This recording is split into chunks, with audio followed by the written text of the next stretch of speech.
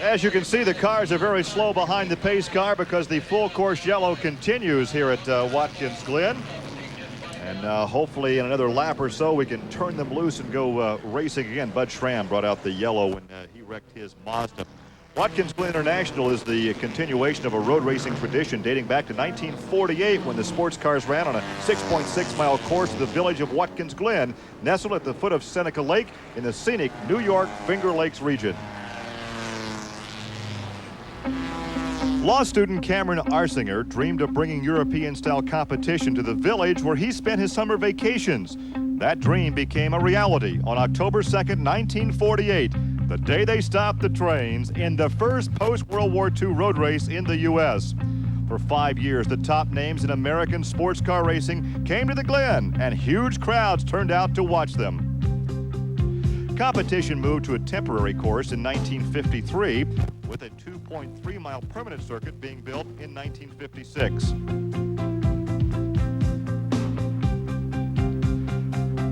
The following year, the Glen hosted its first professional race, a NASCAR Grand National Stock Car event won by Buck Baker.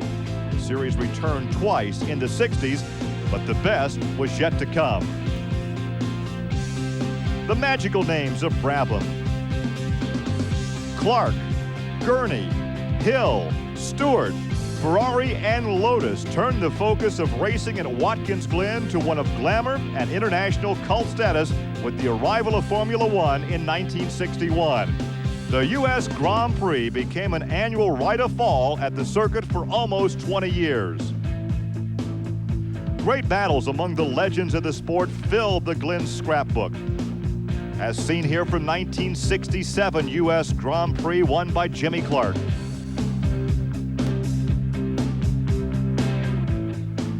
Alas, by 1980, Formula One racing in the scenic state of New York would come to an end. Financial difficulties led to the Glen date being dropped from the schedule, and along with bankruptcy, the stars went to race elsewhere when the track closed in 1981. The Glen reopened, however, in '84 after a partnership was formed between Corning Enterprises and International Speedway Corporation. The IMSA prototypes, headlined by Al Holbert, topped the bill, followed just 2 years later by the enormously successful return of the NASCAR Winston Cup Series. Over 88,000 fans witnessed Tim Richmond triumph in the Bud at the Glen. The Glen cemented its distinction as North America's fastest road course when in 1992, Davy Jones won the pole for the Camel Continental with a lap at over 150.3 miles per hour. And this year also marks the 6th consecutive season that the Busch Grand National Series has made the Glen a permanent road course stop. And in August, the anticipated debut of the NASCAR Craftsman Truck Series will add yet another dimension to this popular and versatile racing circuit. From the picturesque setting to the exotic machines to crowds now boasting 150,000 strong, Watkins Glen continues its tradition as one of North America's premier racing venues. Indeed, gentlemen, a legendary racetrack. Do you have that feeling that you're racing on some hallowed ground when you come here to Watkins Glen? Well, certainly, I tell you, this place has a lot of history, and just watching the footage here with you know, Jack Brabham and Jimmy Clark racing, it really does bring back a lot of memories, I imagine, for a lot of people. And we are on hallowed ground, without any doubt. I mean, this is a great place to race. Yeah, as a young man, I came and I saw a few of those last Formula One races here in the late 70s, early 80s. And you know, that was all magical stuff. You just don't ever forget that. And so it's always been real special to me. But Jeremy, realistically, this is not very far from home for you. So you're about, what, 4-hour drive from home. So you come here as a youngster and watch all the action. Still under yellow. We come back and hopefully go racing at Watkins Glen.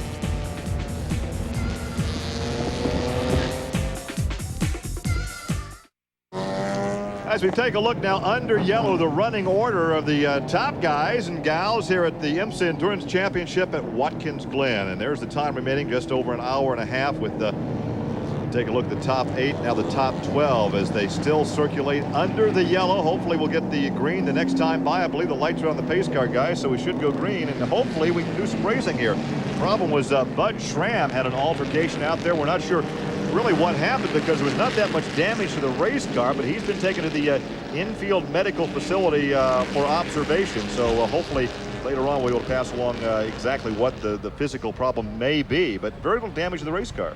Yeah, and we've raced here for almost 90 minutes, which is about half distance. And, of course, none of these leading cars have stopped for fuel yet. So, as we discussed earlier, most of these guys will be able to make this on one stop. So that's going to even the score for a lot of the cars at the front. We don't know about that Mazda RX-7 that's leading because we know it uses more fuel than the Firebirds and the Mustangs, but that'll be interesting.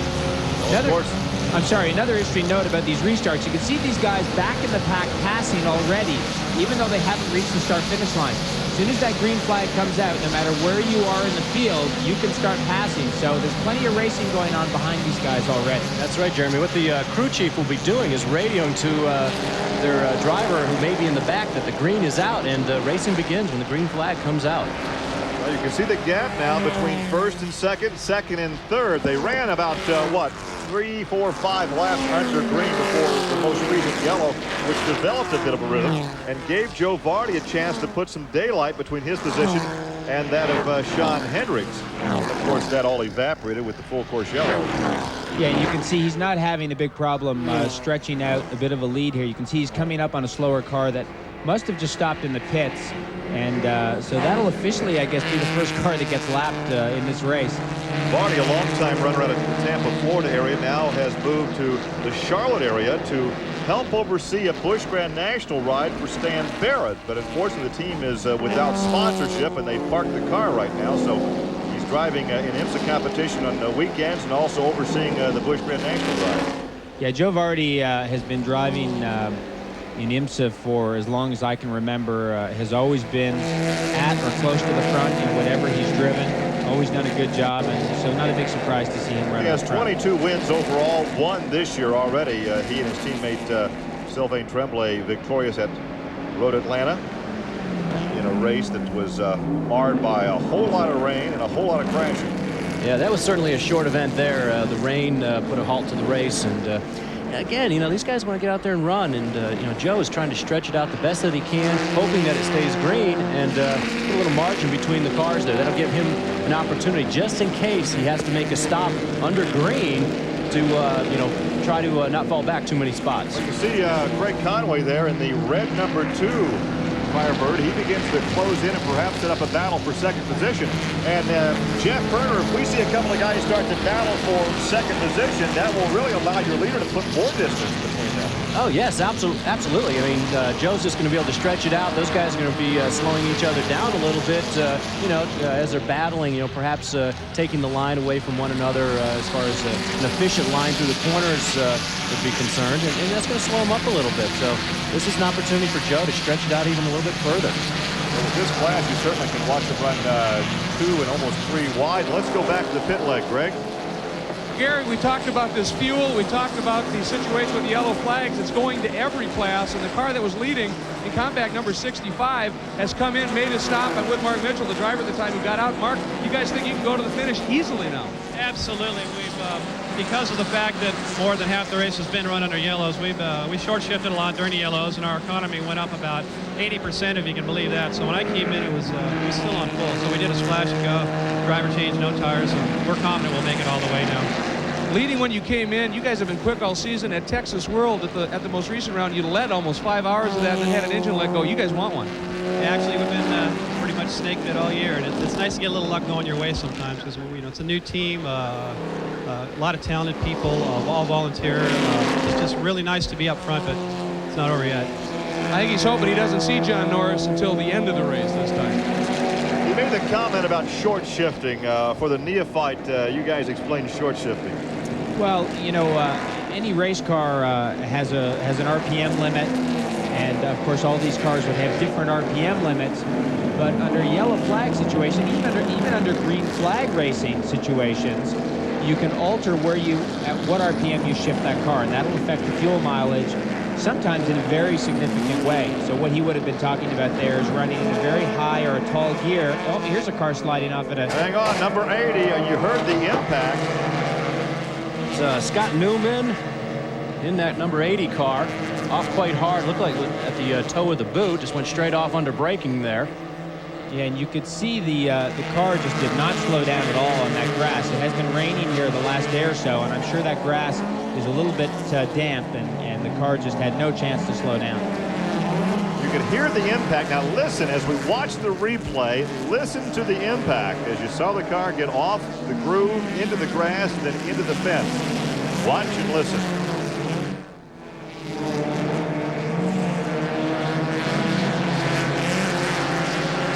Pretty good shot. First with the left rear, and then slapped around and took the left front out. Yeah, he sure hadn't taken a whole lot of speed off there coming into the toe of the boot. Now, unless that car can get rolling again, unfortunately, this will probably mean another full course yellow, but we won't know until the corner workers at the station there have assessed the situation and radioed back to race control. You know, when we talk about the toe of the boot, there's a section of the racetrack which encompasses turns 6, 7, 8, and 9 that they call the boot. That's a section that, like, the Winston Cup drivers don't use, but most of the divisions, the sports car divisions, do use that section of the racetrack, which lengthens out this road course to almost 3.4 miles. Yeah, that is the difference between the long course and the short course here at Watkins Glen. Of course, the Winston Cup cars and the Busch Grand National cars would run on the short course. And a lot of elevation change in that area of the racetrack. Yeah, a little bit of elevation change on the short course, but an awful lot of elevation change.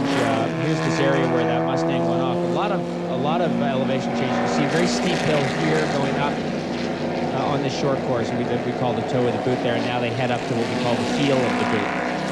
Stu Hayner tucked in right behind the 2 car of Conway. Now, Conway had a good battle going for that second position. That broke off, but look at this to the inside, and there is a change of position. Yeah, and that was a fairly bold, fairly late move. Slide job there. You can see Stu slid up the inside. Now he's having to defend that position.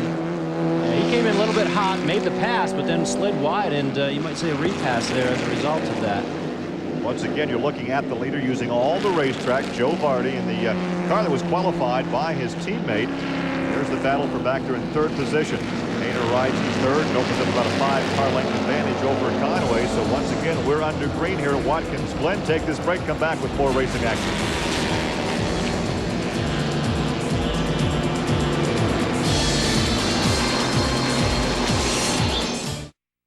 Racing continues here at a beautiful racetrack in western New York. That is your leader. That is Joe Vardy leading the IMSA Endurance Championship right now with just over about an hour and 25 minutes to go. He goes through the inner loop, which we call the chicane, moving in to turn 5 now.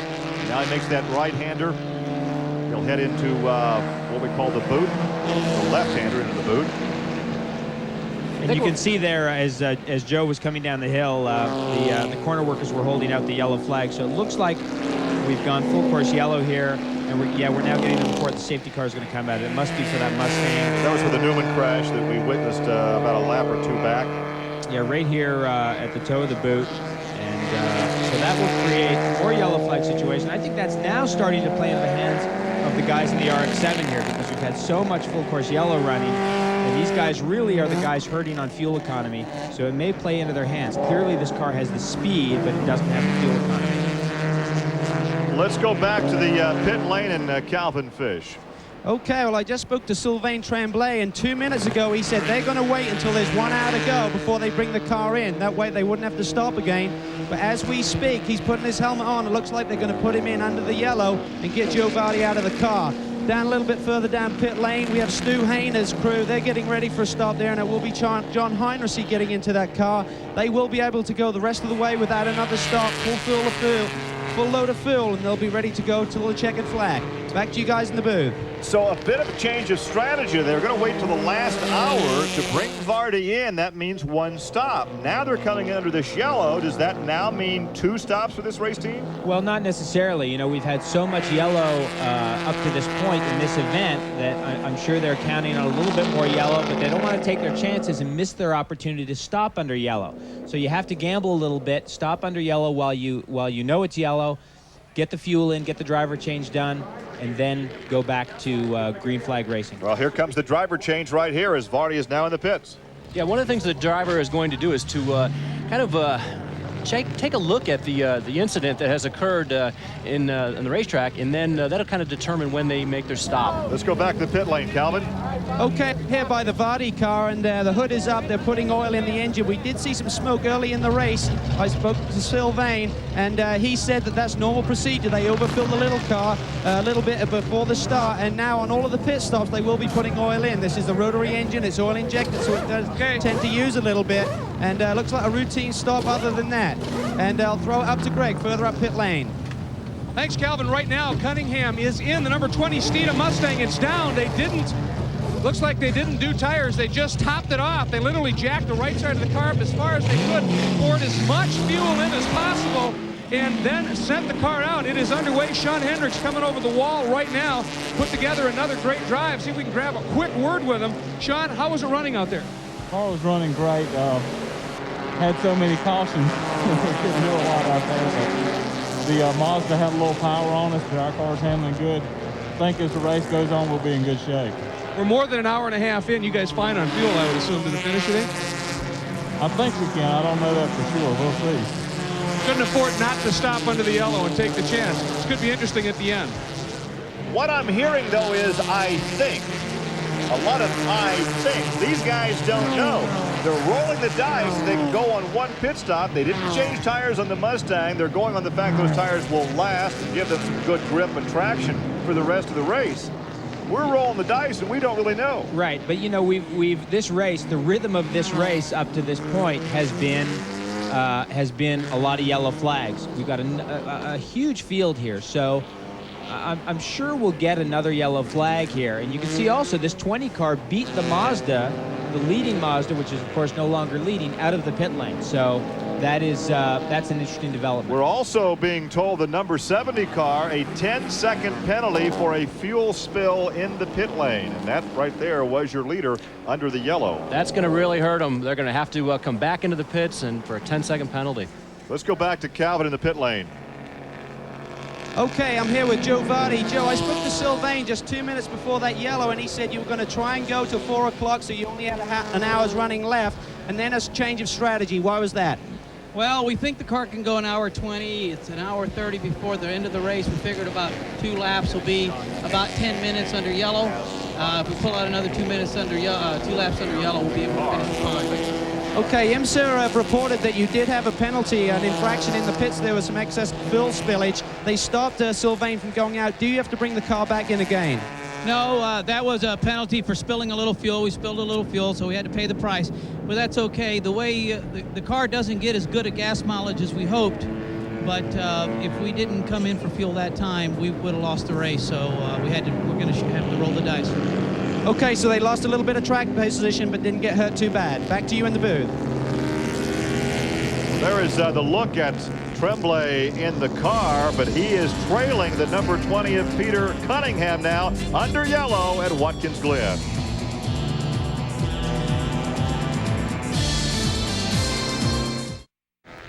Action continuing here at the Glen with Speed Vision's coverage of the IMSA Endurance Championship. The class leader and overall leader, number 1 in the pit lane, Cat Teasdale, has stepped out the car, pulling out with Andy Pilgrim, co-driver, now behind the wheel. That team currently well up in the points championship. These two drivers have been very effective. Cat Teasdale, some great moves early in the race. Andy Pilgrim now behind the wheel. Again, did tires. Everything else seems to be working well. They're looking pretty good right now. Obviously, they can go all the way to the finish. I think this team very pleased at this point. Well, it's odd to see a traffic jam at pit out, but because we're under yellow and these cars are so tightly punched, that's exactly what happened. Yeah, and what they do here is they will, once the field is coming by, actually once the field comes into the last turn, the end of pit lane closes. So no one can leave pit lane in the middle of the pack and, you know, come out and blend. You don't come out and you blend, you wait for everyone to go by. So these cars are now at a distinct disadvantage because they've stopped later on. Terry Lingner waving to the camera. He set up the camera positions.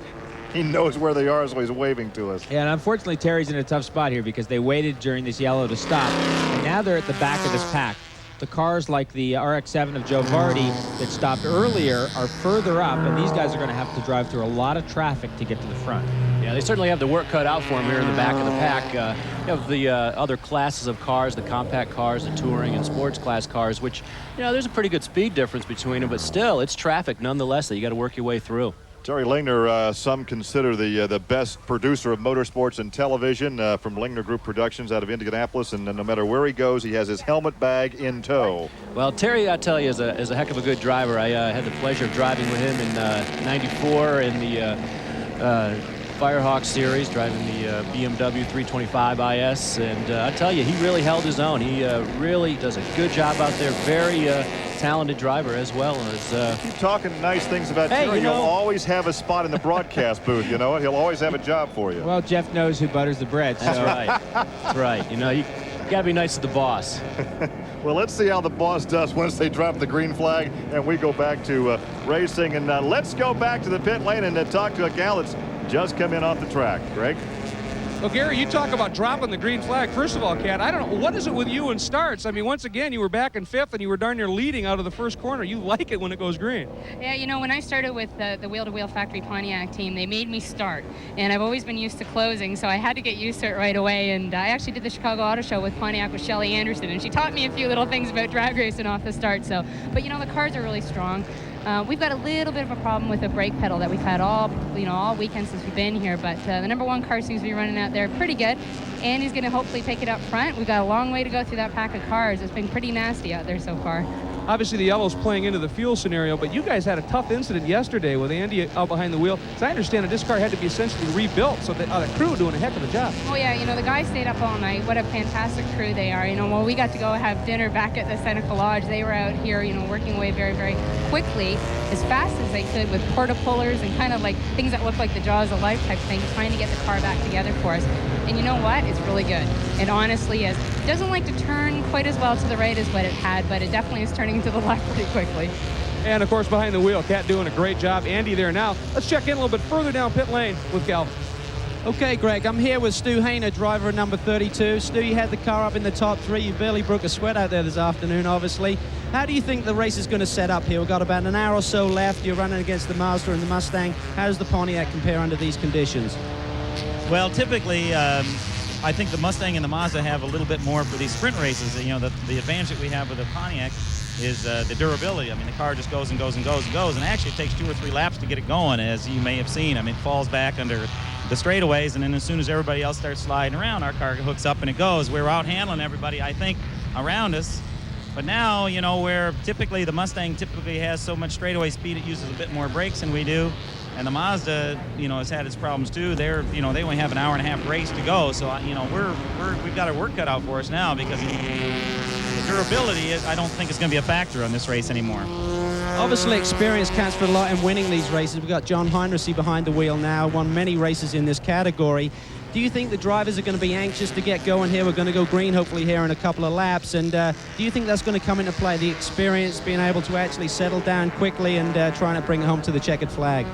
Absolutely, and I couldn't ask for anybody better than John Heinrichs for a co-driver. You know, he definitely gets serious when he has to and takes good care of the car when we got to make it last. Right now, we don't have to make it last. He's got an hour-and-a-half to burn it up. As far as I'm concerned, you know, bring it home, you know, on a hook, as long as we get the checker flag first. But he's the guy that's he can go toward the front as long as we don't get outpowered down the straightaways, which has been a little bit of the trouble so far today.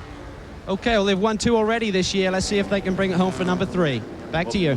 Back in 13th position right now, but Heinrichs is leading the point standings after 4 of 9 events. And talk about a title. This guy is the Chief Vehicle Validation Engineer for the Chevrolet Corvette. You need an extra large business card to get that title on. Yeah, and John has been racing production-based racing cars for many, many years, has won many, many races. Legendary, actually, along with Don Knowles, in terms of winning 24-hour races of these kinds. So, extremely experienced, and you know, will not put a wheel wrong. So, what's a driver do when his stint is over? He simply goes back to the motorhome and gets something to eat and rest, and turns it over to the teammate and let him go the distance if he can. That's what we're going to do. Stay with us.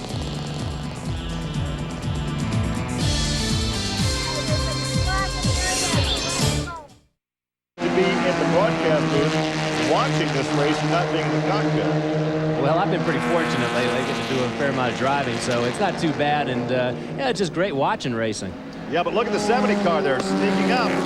Tremblay on the inside move. That's the 20 car of Peter Cunningham.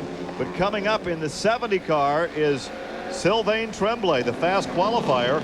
And he's going to make a move on the inside of his teammate. He puts the teammate now back another position. It's Bob Towery that falls to 4th position. So I think our biggest question now is Lance Stewart, who's leading in the 7 car, an RX-7. We're not sure where he's at on fuel. We're pretty sure he's going to need to stop again. We know that the 2nd place Mustang and the 3rd place Mazda have stopped for fuel. They can go the distance. At least Joe Vardy thinks the battle for the win could be right here. Yeah, I think could be white cars. That's going to be a race right this there. could be the battle, and of course, it really is like a 1-hour sprint race. These guys can run very, very hard. And the guys that are back in the pack now that stopped late on that yellow are going to have a difficult time here carving their way through the field. Well, of course, Peter Cunningham has 4 victories here at Watkins Glen. He won at 87, 89, 90, and 95, so he knows how to win on this racetrack. Peter's a very experienced driver. A lot of different categories of racing over the years, and really does know how to go winning. Look at this, a move for the lead. Can he get it? Yes. Well, that was second. But again, they're battling for what could be the overall win right here. Yeah, Gary, I think that's what you would call in sprint car racing. That was the slide job you gave him there. A little rub in there too. A little rub in it, and of course the Mazda got in a little hot there. So meanwhile, Lance Stewart's loving this because he's going to be able to leg out a little bit on these guys. But it's a moot subject if he has to stop. It is a moot subject, but you never know. With the amount of yellows we've had in this race, things could change and develop. So you just never know. This is what we've been waiting for all day. Some good close racing here. Whoa, a little bit of airtime over the curve there. Down. These guys are going for it. With only less than an hour left, if this thing stays green, it's going to be a great race. And who knows? I tell you, these guys are really going for position right now, because if it goes to another yellow type situation, that's really going to cut down on their green flag time and the amount of racing that they can get into. It's interesting that we've had driver changes, but once that number 70 car got around the number 20 car, it's pulled out to about the same margin that we saw early on in the race.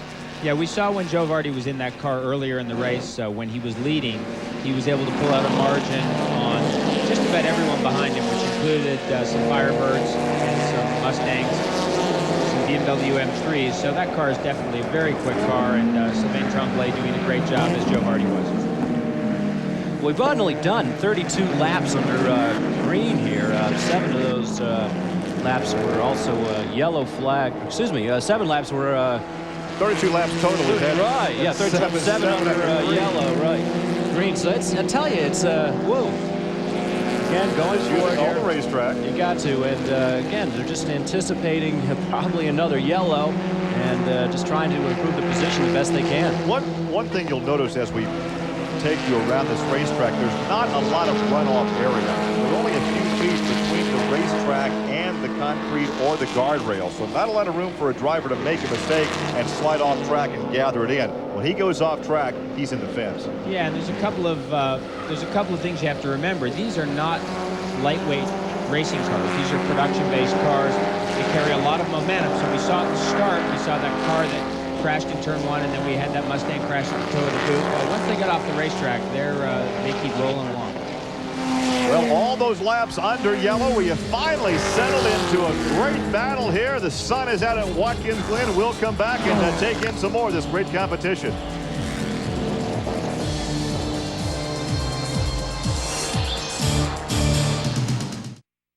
Back at the Glen, car 84, Eric Van Cleef. They're having a good ride. Started 44th. They're up to 12th right now. And as you said during that break, these guys are just going for it. The sun is out. No threat now of rain. They're going to be able to go perhaps the rest of the way green. And they're going for broke.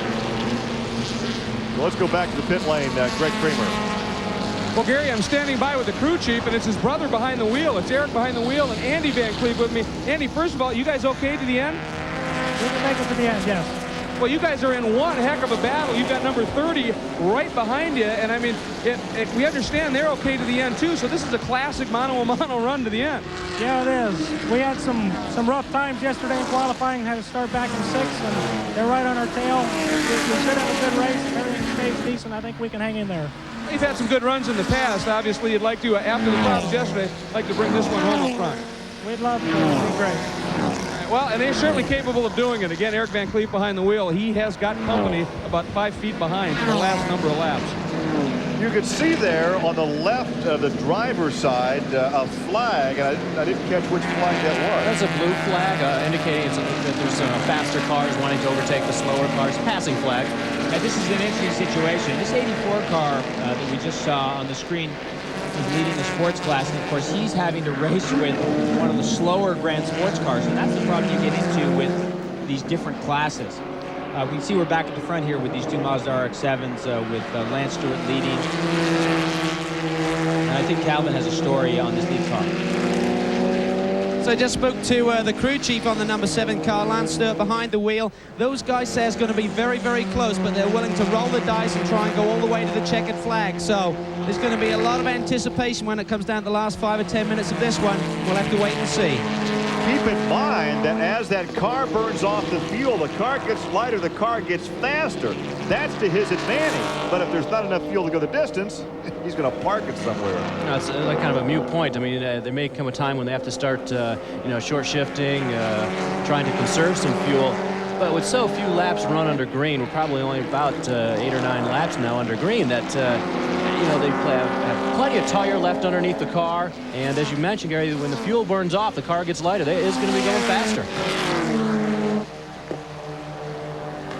Just a beautiful day it's turned out to be. The weatherman calling for a threat of showers and thunderstorms earlier with some partly cloudy skies. It's hot, it's humid, but the sun has really broken through. And we've got a great competition. After a very slow start, 25 laps under yellow of the first 32. We now have a dogfight out there. Yeah, this is not very common in this form of racing, where essentially you end up with a 1-hour sprint race. You've got 2 very evenly matched cars here and 2 very evenly matched drivers, just going after one another as hard as they can, and that's just that's the best kind of racing. So Sylvain Tremblay, who was victorious with his co-driver Joe Varney at Road Atlanta earlier in the season, has set quick time for the last 3 outings, and right now he is all over the rear deck of your leader. Oops, just a little bit there. Yeah, they're really pushing out there. You can see as he was picking up the throttle coming off the turn, got a little bit of wheel spin and into a bit of an oversteer condition. Back end came out on the car. I think we're probably going to see as a lead change here. He's working on setting him up, was what he's doing, and he's just trying to find the right place, the right time on the track to go ahead and do it. And he's just biding his time right now. It's still a little bit early. Got a good 45 minutes or so to go, so doesn't have to make his move just yet. And he's not going to force the issue. No, he doesn't want to do that and go ahead and make a mistake possibly or anything like that. And what he possibly may be doing is looking for a hole, looking for an opportunity like that where you run into some traffic. That makes a big difference right there. And you go. He does it. Mayan knows. Can he hang it out there though? Drag race down the front stretch past the pit lane, and I think maybe. No, I don't think he got it. Well, we'll see at the end of the straight here. This is a long front straight, and it's going to be real close. Sylvain's down on the inside, which he's going to get him under braking. Nice pass there. And now what Lance can do is just stay close to him, stay in that draft along the back straight, and try to do the same thing going into the inner loop. Peter Cunningham's only 2 seconds back there in 3rd position, so we could have us a 2, 3, or maybe even a 4-car shootout over the final 45 minutes here at Watkins Glen. Stay with us.